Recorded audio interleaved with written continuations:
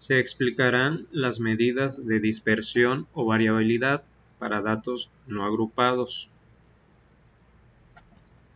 Las medidas de dispersión o variabilidad miden qué tanto se dispersan las observaciones con respecto a medidas de tendencia central, es decir, qué tanto se alejan o qué tan cerca están cada una de estas observaciones con respecto a un valor central. Por lo común se trabaja con la media muestral. Pues siguiendo con la lógica del trabajo con muestras, pues seguimos llamándole estadísticos y es para datos no agrupados. No significa que no se pueda trabajar, obviamente hay toda una serie de fórmulas y tratamientos para agrupar una gran cantidad de datos y pues por ende también se puede calcular. En esta ocasión se está trabajando con datos no agrupados y corresponde a los de dispersión o variabilidad. La de dispersión o variabilidad tenemos prácticamente el rango intercuartílico, varianza, desviación estándar y coeficiente de variación. En esta imagen se observan dos conjuntos de datos. En el primero o el de la izquierda es un conjunto que presenta baja dispersión. ¿Cómo se concluye esto? Bueno, esto es basándose con respecto a un valor central, como se había mencionado anteriormente con respecto a la media. Entonces, pensando que esta es la media, entonces los datos, este es el dato menor y el que tenemos en el extremo derecho es el dato mayor. En el dato menor, en el extremo izquierdo, podríamos tener un valor muy cercano con respecto al centro y lo mismo con el valor extremo. En el caso contrario, tenemos acá un conjunto de datos con alta dispersión.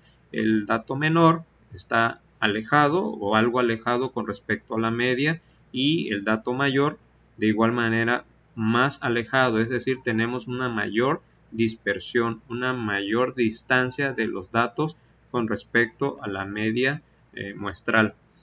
Empezamos con rango. El rango se denota por la letra R mayúscula, significa valor mayor menos valor menor. Es el más sencillo y fácil de calcular y pues obviamente se basa en las dos observaciones anteriormente enunciadas. Hay ciertos pros y contras. A continuación se va a explicar.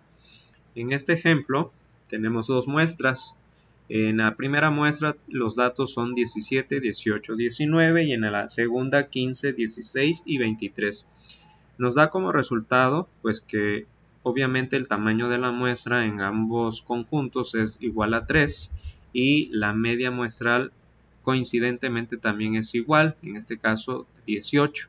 Sin embargo, observamos cierta variabilidad, es decir, que en la muestra número 1 la distancia o el rango que hay entre el dato menor y el dato mayor es igual a 2, a diferencia de la muestra número 2 que el rango es igual a 8, es decir, si se graficara pensaríamos que esta muestra se comporta como el gráfico de la derecha y la muestra número 1 se comportaría como el gráfico de la izquierda con una baja dispersión. Entonces, en estos casos, cuando se observen datos extremos elevados o muy inferiores, no sería conveniente trabajar con lo que es el rango, salvo cuando observemos cierta homogeneidad, como en el siguiente caso. Recordando los sueldos iniciales mensuales de 12 recién egresados de cierta carrera económico-administrativa, pues bueno, recordando es que tenemos de 3.310 a 3.925. En un primer escenario son datos homogéneos, valor mayor, valor menor y tenemos un rango de 615 pesos, dólares o unidades monetarias. Sin embargo, podemos hacer aquí una suposición o una manipulación, un segundo escenario con datos muy dispersos, es decir, que el valor mayor, en este caso, sea algo pues demasiado elevado con respecto a los demás datos recolectados. Entonces tenemos aquí 10.000, con el valor menor, pues obviamente el rango se eleva drásticamente con respecto a este primer conjunto de datos. Lo que se observa a simple vista es que en este primer conjunto de datos pues los sueldos son muy parecidos y por ende la diferencia entre el dato menor y el mayor es, es poca o es mínima en comparación de este segundo caso. Si tuviéramos que decidir en ambos casos con qué conviene trabajar, pues bueno, en el primer caso obviamente sí es muy válido utilizar el rango, pero en este segundo caso no nos va a arrojar una buena conclusión y por ende no vamos a tener un buen análisis, puesto que hay un valor demasiado alto que nos va a afectar nuestras conjeturas o conclusiones. Segundo, el rango intercuartílico. Pues para los casos como el anterior donde tengamos datos extremos muy elevados, muy inferiores, pues se puede optar por trabajar por los datos que se encuentran en el 50% del conjunto de datos en el centro, es decir, haremos uso del cuartil 3 menos cuartil 1 y esto nos va a dar, en el caso de los sueldos iniciales, tenemos ya que cuartil 3, 3600.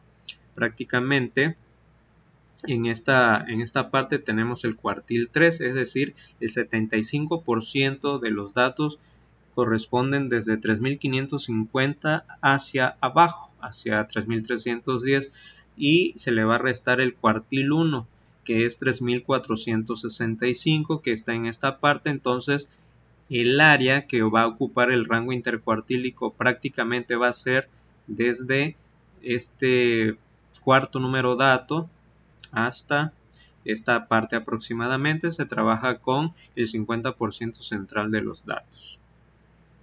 Tercero, lo que es la varianza. La varianza utiliza todos los datos, está basada en la diferencia entre el valor de cada observación de cada dato recolectado y la media, es decir, la desviación que hay con respecto de la media, y después estas desviaciones de manera individual se van a elevar al cuadrado.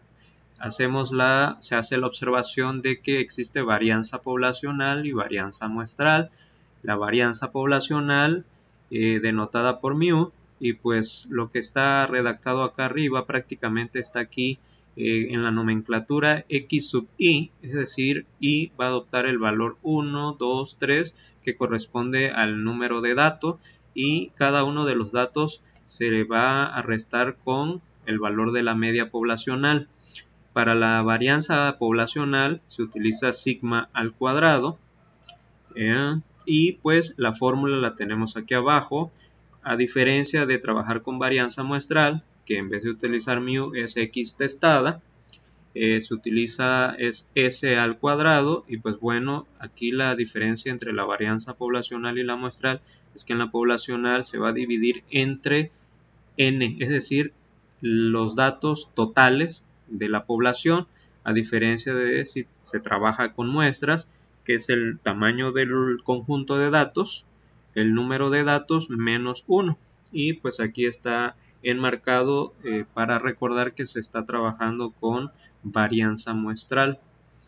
Un ejemplo aplicado a una compañía de seguros que desea conocer la variación que existe en las ventas de 8 vendedores. Pudiera ser que estos 8 vendedores son de cierta zona geográfica, no lo menciona el contexto, pero pues podría darse este o muchos escenarios. Bueno, y de esa manera determinar la productividad de cada uno de ellos. Tenemos en la primera columna los 8 vendedores y los seguros vendidos por cada uno de ellos. Aquí lo que se puede concluir o empezar a observar es que pues a mayor seguros vendidos, en este caso podríamos concluir que es más productiva la persona o el agente de ventas.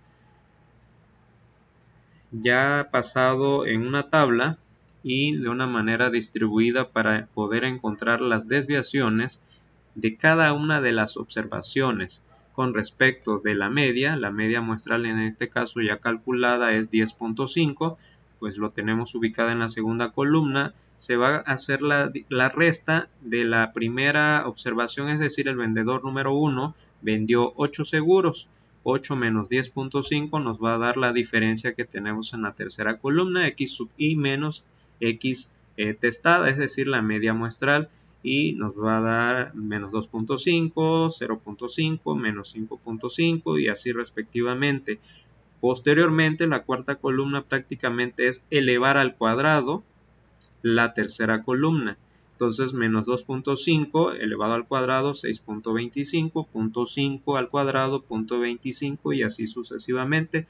Lo que se busca en este caso es no trabajar con los números negativos, sino pasar los positivos. Se baja la sumatoria de la tercera columna, siempre va a dar 0, ¿sí? Son las diferencias que hay de cada observación con respecto a la media.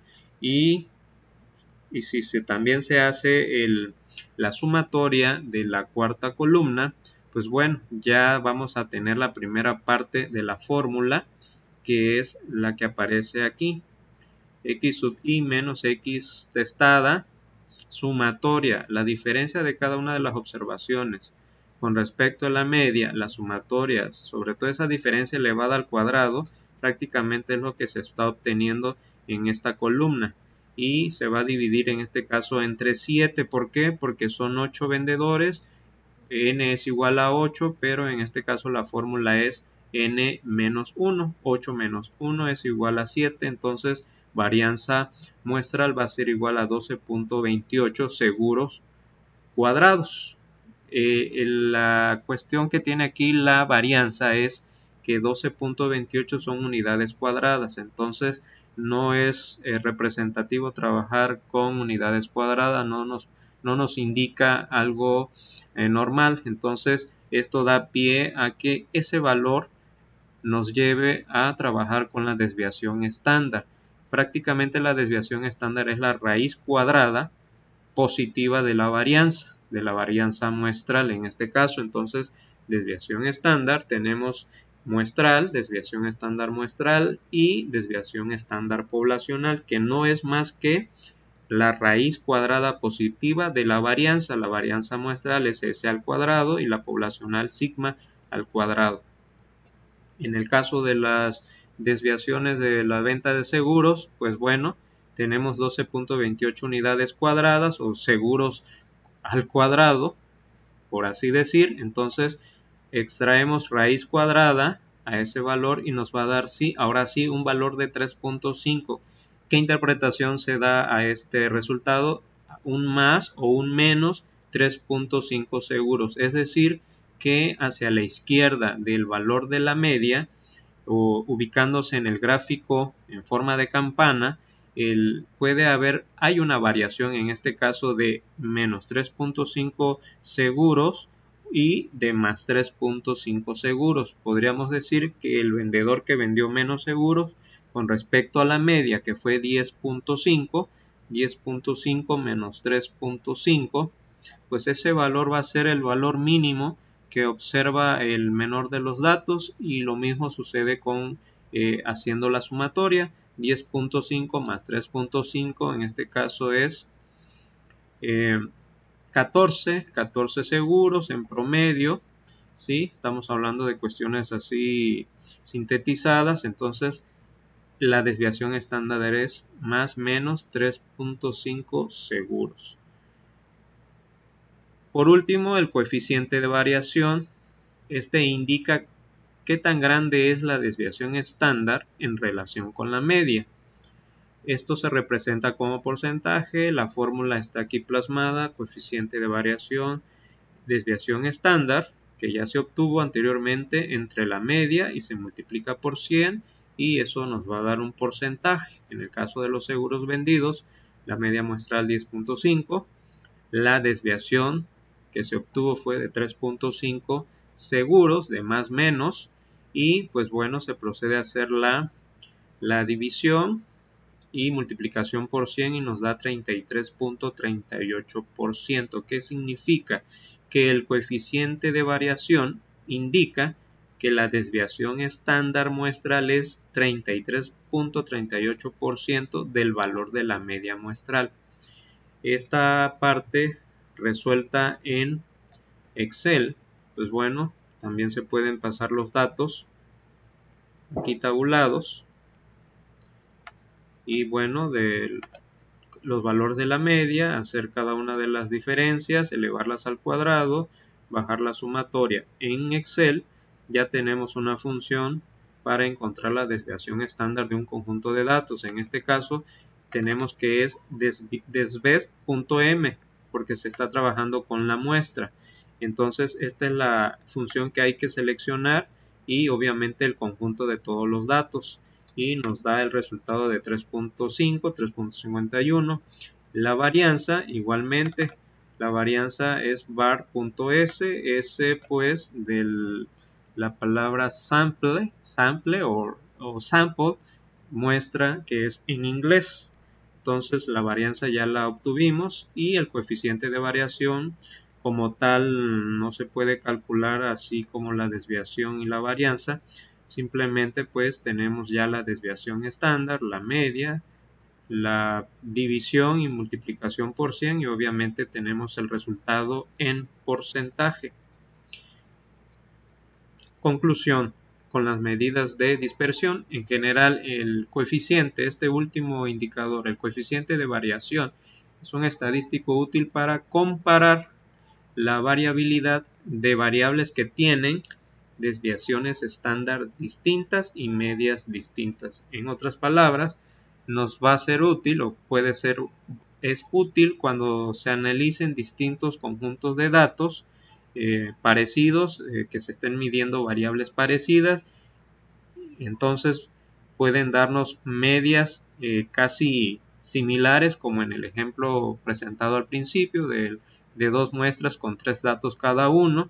Sin embargo, vamos a analizar qué tan dispersos están estos datos y el indicador más fino es el coeficiente de variación que expresado en porcentaje nos va a decir qué tanta variabilidad hay en un conjunto de datos con respecto a otro u otros. Prácticamente esta es la conclusión.